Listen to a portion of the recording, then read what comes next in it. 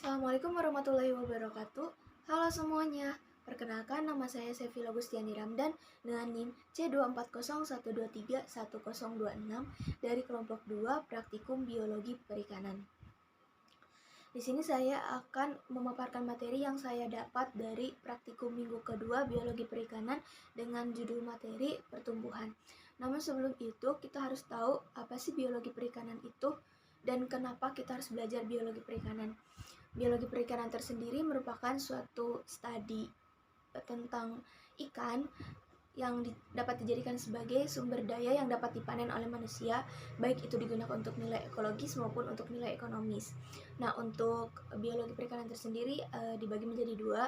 Yang pertama, natural history, yaitu ilmu yang mempelajari tentang pengetahuan alam dari ikan tentang bagaimana sih daur ikan itu, terus makanannya, dan perkembangan populasi. Yang kedua, ada dinamika populasi, ilmu yang mempelajari tentang dinamika populasi ikan itu sendiri, tentang kayak bagaimana pertumbuhannya, moralismenya, dan rekrutmen serta stok. Lalu kenapa sih kita harus belajar biologi perikanan gitu? Sebagai anak perikanan dan ilmu kelautan, kita harus tahu kayak lebih dalam gitu loh, memahami tentang pemanfaatan dengan baik perikanan itu seperti apa supaya dapat dioptimalkan dengan baik. Nah, sebelum praktikum di sini kita sebagai praktikam harus sudah menyiapkan SOP pribadi dan kelompok.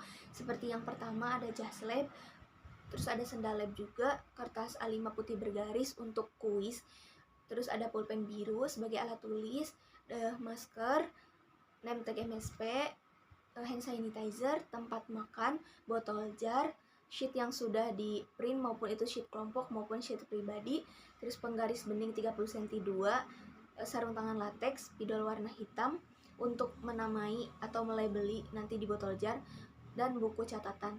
Untuk SOP kelompoknya tersendiri ada trash bag sebesar 5-6 buah, itu untuk sebagai alat kita sebagai alas kita buat saat pembedahan ikan.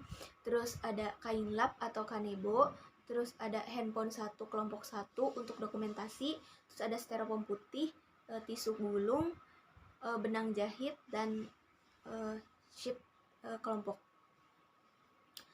Nah, dilanjut setelah kita pengecekan SOP di dalam ruangan dan sudah menyelesaikan kuis, kita move ke lab untuk melakukan praktikum. Setelah memasuki lab, kita berkumpul dengan kelompok masing-masing di meja masing-masing dengan kakak asprak masing-masing. Nah, di sana kita dijelasin tentang bagaimana sih teknis pembedahannya.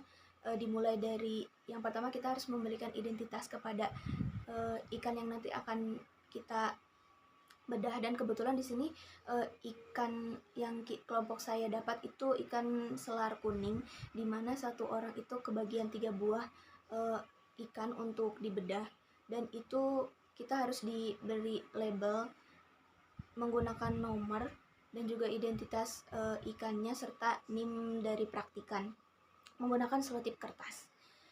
Setelah diberi identitas, kita mengukur bobot dari ikan tersebut. Satu praktikan diberi waktu 1 menit untuk menimbang